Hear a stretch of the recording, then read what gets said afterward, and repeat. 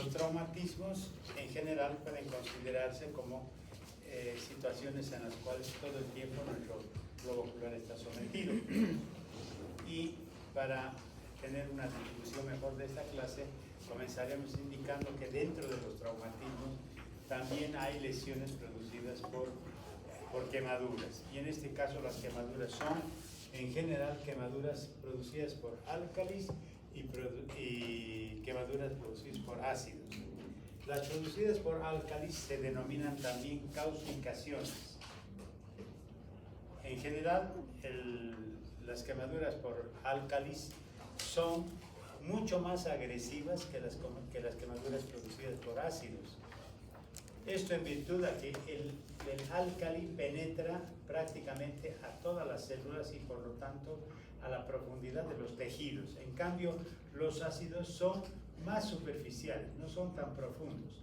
Entonces ataca profundamente al tejido, en este caso a la conjuntiva, en este caso también a la córnea, donde generalmente el ojo está expuesto, la córnea está expuesta y la conjuntiva está expuesta. Dentro de todos los elementos causticantes, o que se llaman también causticaciones, o quemaduras por álcalis, que son capaces de producir estas son el hidróxido de potasio, el hidróxido de sodio, el óxido de calcio, que es la cal común, el hipoclorito de sodio, el amoníaco y obviamente elementos que conocemos perfectamente y que son de manipuleo permanente por las personas que tienen este oficio, que son los albañiles. Entonces tiene la cal, que es el óxido de calcio, y el cemento. ¿Sí? ¿Puede repetir, por favor? ¿Puede repetir, por favor? ¿Cuáles? ¿Los elementos? Los elementos, sí, por favor. Hay el hidróxido de potasio, el hidróxido de sodio,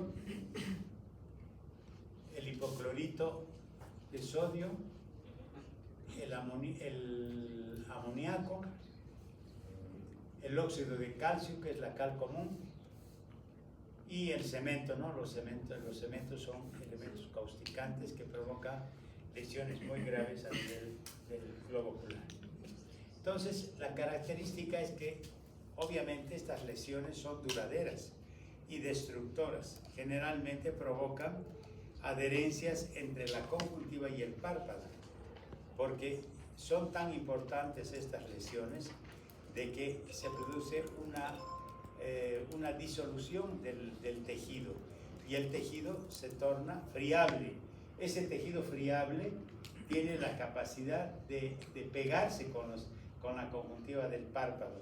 Entonces el párpado se pega completamente al globo ocular y en todo caso es una complicación por estas quemaduras muy grave, muy severa, ¿no? Entonces lo que normalmente se hace cuando el paciente llega con este tipo de quemaduras, hay que lavarlos con agua bastante abundante el globo ocular. Generalmente se habla siempre de una solución tampón. La solución tampón es una solución que va a mitigar un poco. En el caso, por ejemplo, de los álcalis, prepararemos una solución al 1% de ácido acético, que es el vinagre. Podemos preparar una solución al 1% y obviamente hacer el lavado con él. Entonces, como es una solución ácida, va a tener, por supuesto, una contraposición con la solución alcalina, que es la que está produciendo la quemadura. Entonces, se lava con abundante agua y si uno tiene a mano, que generalmente no es difícil conseguir vinagre, entonces uno realiza una solución al 1% de ácido acético y puede lavar con esa solución. Entonces, de esta manera uno limita un poco la posibilidad de que existan complicaciones serias en el globo ocular. Luego tenemos también posteriormente que recetar al paciente colidios mixtos. Cuando digo mixtos significa que tiene que tener el colidio antibiótico y corticoide. El corticoide es sumamente necesario y el antibiótico igual, para evitar las infecciones secundarias y el corticoide para evitar la inflamación y la adherencia que existe o que se puede producir entre la conjuntiva del párpado y la conjuntiva del globo ocular. Bien, los ácidos son lesiones menos profundas que la de los álcalis, menos agresivas, menos profundas, y por lo tanto generalmente existen dos ácidos que son los más comunes, el ácido clorhídrico y el ácido sulfúrico, que son sustancias también que se manipulan mucho en función, digamos, de algunos oficios. Por ejemplo, las baterías funcionan con ácido sulfúrico, las baterías de los automóviles, etc. Entonces, muchas veces existe la posibilidad de que este líquido pueda saltar a los ojos de los que manipulan estas baterías. Sin embargo, el ácido sulfúrico tiene además una complicación secundaria, que es la de provocar calor cuando se mezcla con agua. Entonces, a esta capacidad de liberar calor cuando es mezclada con agua se denomina acción hidrófila. Acción hidrófila. Entonces, el ácido sulfúrico tiene una acción hidrófila, que significa que mezclada con el agua, este ácido sulfúrico libera calor. Y obviamente, por esa razón también provoca o produce una quemadura un poco más seria que la del ácido clorhídrico. Entonces, en el caso del ácido clorhídrico o de los ácidos, será lo contrario. Entonces, igualmente haremos el lavado profuso con bastante líquido, con bastante agua, y podemos preparar una solución muy leve de una solución básica o de una solución alcalina, que se utiliza el bicarbonato de sodio. Igualmente se hace una solución al 1% para poder realizar el lavado. Y posteriormente, en los días subsiguientes, se hace el tratamiento igual, con antibiótico y corticoide, o sea, con un colirio mixto, para evitar las complicaciones secundarias.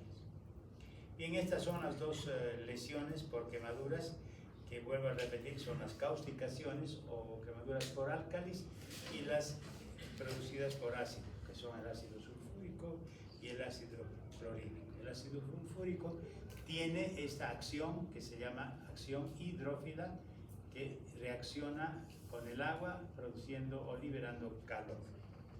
Luego tenemos las lesiones del segmento anterior. Las lesiones del segmento anterior, en la parte anterior, ¿qué es lo que podemos encontrar? Simplemente podemos encontrar primero hemorragias.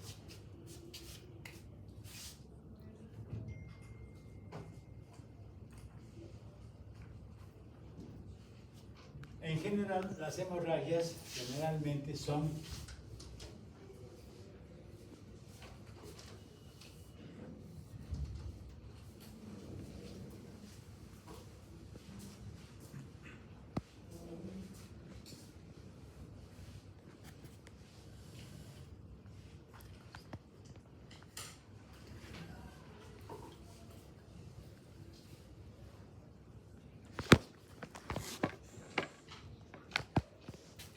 las hemorragias se sitúan generalmente en la conjuntiva, que es la parte de la mucosa conjuntival que recubre el globo ocular. La conjuntiva recubre el globo ocular, luego hace un recogimiento, produciendo un saco, por eso se llama fondo de saco conjuntival superior y fondo de saco conjuntival inferior. Estas son las pestañas. Entonces, las hemorragias muchas veces se sitúan a nivel de la conjuntiva, en esta mucosa conjuntival, que son hemorragias muchas veces producto de un golpe, producto en forma espontánea o por algún esfuerzo que se presente. Entonces uno ya se ve la conjuntiva llena de sangre y obviamente a eso se denomina hemorragia conjuntival, que como les digo, pueden ser hemorragias espontáneas o hemorragias producidas por un golpe o por un esfuerzo que uno pueda realizar. Luego tenemos los cuerpos extraños, que generalmente se presentan a nivel de la córnea, ¿no? Entonces los cuerpos extraños que pueden ser orgánicos o pueden ser cuerpos extraños metálicos. En general, los cuerpos extraños metálicos tienden a clavarse en la córnea. En cambio, los orgánicos simplemente se adosan o se pegan a la córnea y son bastante fáciles de retirar. Hay que remover siempre estos cuerpos extraños porque de lo contrario pueden crear lesiones más graves, ulceraciones que se pueden infectar, porque los cuerpos extraños, como no son parte del ojo, entonces van a generar contaminación y por lo tanto van a producir úlceras a nivel de la córnea. Entonces uno tiene que retirar los cuerpos extraños, pero hay que caracterizar siempre que hay dos tipos de cuerpos extraños, los orgánicos y los metálicos. Los orgánicos siempre tienen más posibilidades de ser contaminantes, en cambio los metálicos no. Los metálicos el único problema que tienen es que se clavan y que generan permanentemente óxido, o sea que se oxidan los cuerpos metálicos y provocan oxidación alrededor del lugar donde se han clavado. Entonces uno tiene que remover completamente estos cuerpos extraños para liberar el óxido y para liberar el cuerpo extraño. Entonces hay que limpiar bien esa zona y luego producir una oclusión para tapar y que eso quede perfectamente bien. Tienen una capacidad bastante grande de renovación las células epiteliales de la córnea, entonces se renuevan rápidamente y cicatrizan sin ningún problema. Generalmente hay que darles un colirio de antibióticos para evitar siempre que estas lesiones ulceradas se puedan infectar. Por lo tanto, ese es siempre parte del tratamiento, el retiro de los cuerpos extraños más un colirio con antibióticos para evitar que se puedan infectar. Luego tenemos úlceras de la córnea, ¿no? Que son ya, como les digo, pueden ser secundarias a un cuerpo extraño o pueden ser simplemente producidas por alguna bacteria que ha penetrado en el ojo y ha comenzado a generar. Entonces son lesiones en la córnea que se presentan generalmente en forma pequeña, pero con el correr de las horas y de los días, estas a veces se presentan como unas lesiones sumamente grandes y obviamente estas lesiones provocan dolor muy intenso, generalmente están llenas de secreción purulenta y entonces uno tiene que inmediatamente realizar el tratamiento con colirios de antibióticos, ¿no? Y obviamente para evitar que las úlceras sigan avanzando y puedan perforar el globo ocular. Entonces esas son las úlceras de córnea y las abrasiones, que son lesiones producidas también por cuerpos extraños o por uña, las nail keratitis, que se llaman así. Muchas veces los niños cuando juegan se produce un rasguñón y se produce una úlcera o una abrasión, o uno se choca con un palo que le entra en el ojo y le produce una abrasión. Estas abrasiones también tienen que ser tratadas con colirios de antibióticos, porque corren el riesgo estas abrasiones o ulceraciones de infectarse y producir lesiones más graves. Luego tenemos más adentro los traumatismos más importantes son los que se producen a nivel interno del globo ocular. Estas serán superficiales. Entonces, ¿cuándo se producen las lesiones? Cuando se presenta un golpe muy fuerte a nivel del globo ocular. Se presenta un golpe muy fuerte en el globo ocular y puede producir lesiones a nivel del iris. Estas lesiones a nivel del iris provocan hemorragias, sobre todo porque el iris es tremendamente vascularizado, tiene mucha vascularización. Entonces se rompe un pequeño vaso capilar y se produce una hemorragia profusa, la cual se deposita en la parte inferior del globo ocular, que por decantación y por gravedad generalmente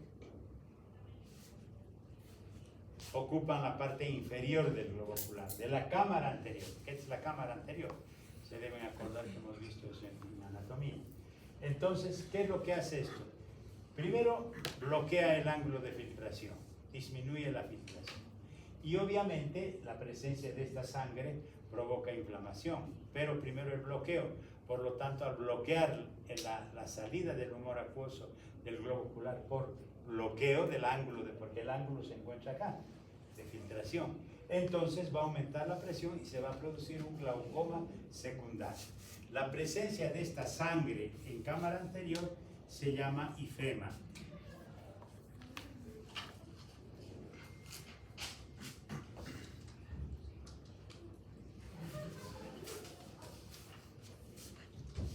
Se llama ifema.